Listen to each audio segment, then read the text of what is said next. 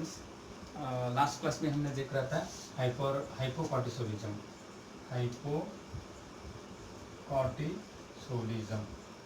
ठीक है, हाइपोकॉर्टिसोलिज्म already one class हो गए थे। सो हाइपोकॉर्टिसोलिज्म क्या होता है? It is a condition in which decrease secretion of the decreased secretion of the glucocorticoids. Glucocorticoids का लेवल क्या होता है? डिक्रीज सिक्रेशंस होता है, that is called as hypocortisolism. Primary hypocortisolism, secondary hypocortisolism. Primary hypocortisolism means because of the adrenal insufficiency, there is a problem inside the adrenal gland. Secondary hypocortisolism, other than the adrenal gland default, for example pituitary gland, either hypothalamus, that is a secondary hypocortisolism. Next etiological factor देखा था हमने, physician induced etiological factor means bilateral adrenalectin से भी हो सकता है, और idiopathic है, हमको क्यों होता है वो कुछ पता भी नहीं है। नेक्स्ट ऑटो इम्यूनिटी से भी हो सकता है, auto immune disorders, auto immune से भी हो सकता था। Haemorrhagic infection means trauma, injury, necrosis. Trauma हो गया एड्रेनल ग्लैंड का, इधर पिट्यूटरी ग्लैंड का इंजुरी हो गया, अगर नेक्रोसिस हो गया, इन्फ्रैक्शन हो गया, ब्लड सप्लाई कम हो गया, तभी भी हाइपोकॉर्टिसोल होने का चांसेस होता है। So major disease like major infections like HIV infections, tuberculosis infections, that is also causes the hypocortisolism. So insufficient secretions of ACTH result from the hypothalamic pituitary disease. hypothalamic pituitary में अगर hypothalamic pituitary axis paired नहीं है, so control दोनों combination में काम नहीं कर पाएगा, तभी भी वो हाइपोसिक्रेशन होने का चांसेस होता है। सो पैथोफिजियोलॉजी हमने देखा था, पैथोफिजियोलॉजी एटोलॉजिकल फैक्टर जैसे कम रिलीज होता है, कम रिलीज होने से in the kidney there is a lack of excretion of sodium and lack of secretion of potassium, that causes the increases the level of potassium level in the body and decreases the level of sodium level in the body, means hyponatremia, hyperkalemia होता है। Hyponatraemia होता है, hyperkalaemia होता है। Hyponatraemia मतलब sodium level कम होता है, natremia मतलब पोटेशियम लेवल बढ़ता है, वाटर लेवल भी कम होता है। सो इस तरीके से सिम्टम्स, इस तरीके से पैथोफिजियोलॉजी होता है। साइन एंड सिम्टम्स में हमने देखा था, साइन एंड सिम्टम्स में हाइपर पिगमेंटेशन होता है स्किन में, हाइपरटेंशन होता है, हाइपोटेंशन होता है, हाइपोवैलेमिया होता है, वेट लॉस होता है, मेंटल कंफ्यूजन होता है पर्सन्स। देन हाइपोग्लाइसेमिया देखने चालू होता है, there is no proteolysis, there is no gluconeogenesis. So hypoglycaemia एक क्लासिकल साइन बोल सकते हैं हमने। Nausea vomiting, nausea vomiting, either constipations, either diarrhoea, इस तरीके से सिम्टम्स देखा था हमने। So today we have discuss regarding the diagnosis of Addison's disease. Diagnosis क्या करता है? Addison's disease, this is also called as Addison's disease. Addison's disease. Hypercortisolism का हमने फ्लशिंग सिंड्रोम भी बोला था। हाइपोकॉर्टिसोलिज्म को एडिसन्स डिसीज बोलते हैं।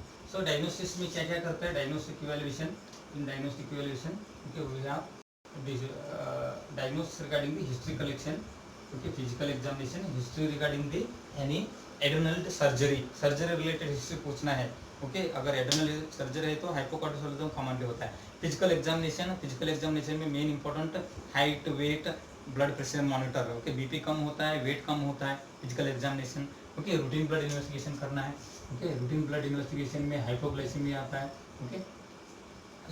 Other than this, next patients का चीफ कंप्लीट वगैरह सब लेना है।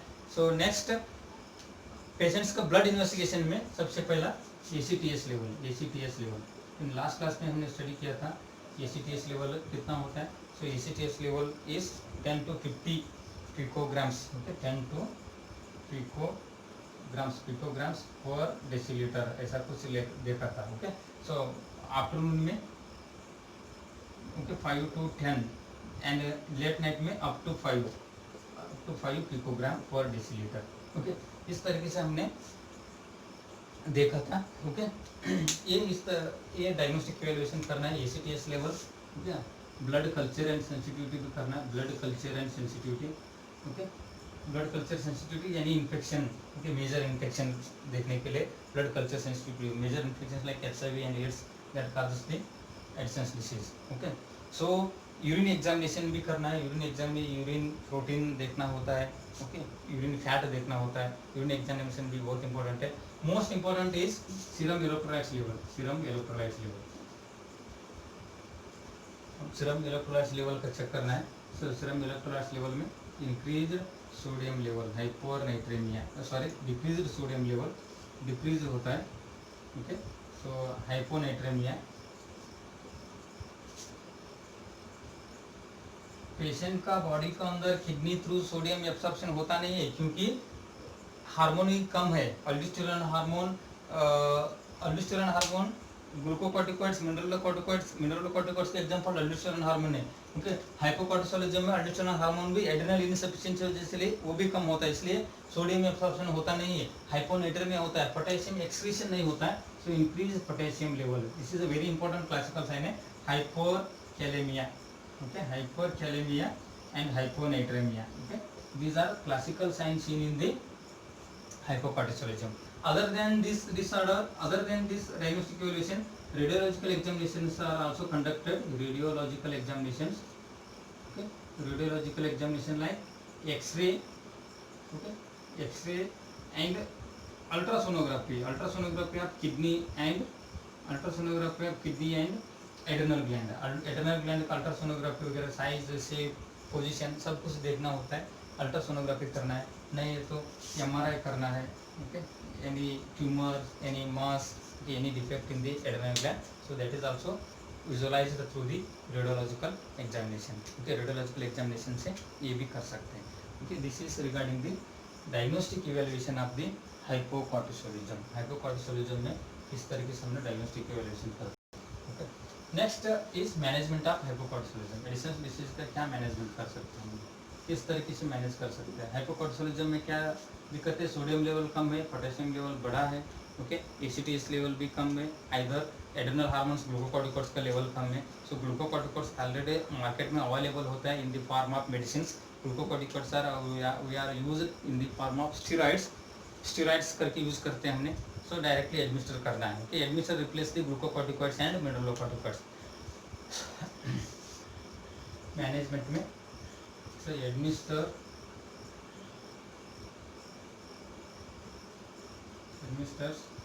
Glucocorticoids and mineralocorticoids, okay, glucocorticoids, mineralocorticoids को हमने डायरेक्टली एडमिनिस्टर करना है। So for example डेकेड्रोन, hydrocortisone available है मार्केट में, डेकेड्रोन करके है, हाइड्रोकॉर्टिसोन, हाइड्रोकॉर्टिसोन, मीथाइलप्रेडनिसोलन, मीथाइलप्रेडनिसोलन, ओके, एमपीएच करके मीथाइलप्रेडनिसोलन ड्रग्स, ये सब क्या है, कॉर्टिकोस्टेरॉइड्स है, ग्लूकोकॉर्टिकॉइड्स है, इस तरीके से एडमिनिस्टर करना है, okay. Otherwise initiate of volume replacement, okay, weight loss है, हाइपोवॉल्यूमिया है, हाइपरटेंशन है, उसके लिए हमने सबसे पहला वॉल्यूम रिप्लेसमेंट आईवी फ्लूइड्स देना है, ivy fluids, okay, ivy fluids देना है, सो नॉर्मल सलाइन, रिंगर लैटेड, इस तरीके से आईवी फ्लूइड्स कंटिन्यूस देना होता है, क्योंकि till the volume is increases, normal saline, dextrose, RL, DNS, इस तरीके से हमने फ्लूइड एडमिनिस्टर करना है, ओके। नेक्स्ट हाइपोग्लाइसेमिया है पेशेंट के अंदर, treat hypoglycaemia, okay, treat hypoglycaemia, hypoglycaemia को ट्रीट करना होता है, ओके। इसके लिए हमने क्या करना है, D25 और 24 डेक्स्ट्रोज 50% भी एडमिनिस्टर कर सकते हैं, डेक्स्ट्रोज 25% भी हमने एडमिनिस्टर कर सकते हैं, ओके।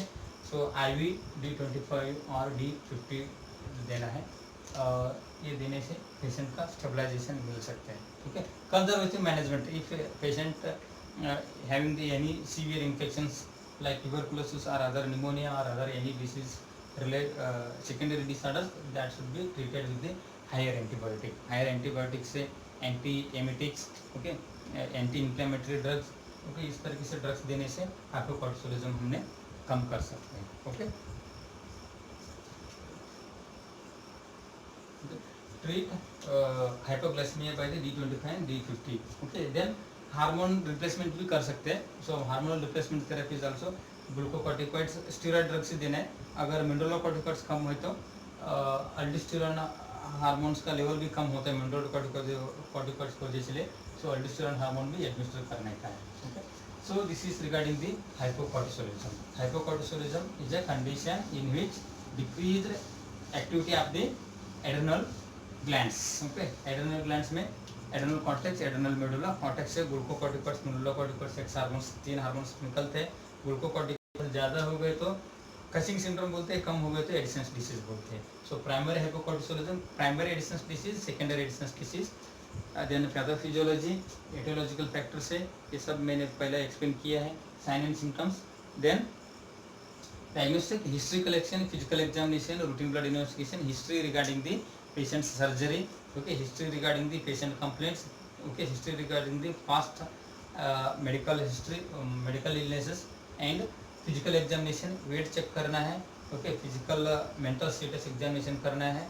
सो रूटीन ब्लड इन्वेस्टिगेशन में हमने normally routine blood sugar check करते हैं, उसमें कम आता है, हाइपोग्लाइसेमिया दिखता है. देन डेफिनेटिव डायग्नोस्टिक इवैल्यूएशन में ACTS लेवल कम चेक करना बहुत इंपॉर्टेंट है. ACTS level and glucocorticoids level. Okay, so इसके बाद में सेकेंडरी डायग्नोस्टिक में एक्सरे चेस्ट करना है, और एक्सरे कर सकते हैं, एंड अल्ट्रासोनोग्राफी आप kidney and adrenal gland. Intravenous pyelography भी कर सकते हैं, intravenous पेलोग्राफी IVT. Okay, then blood culture and blood sensitivity for if the person's suffering from the any severe infection.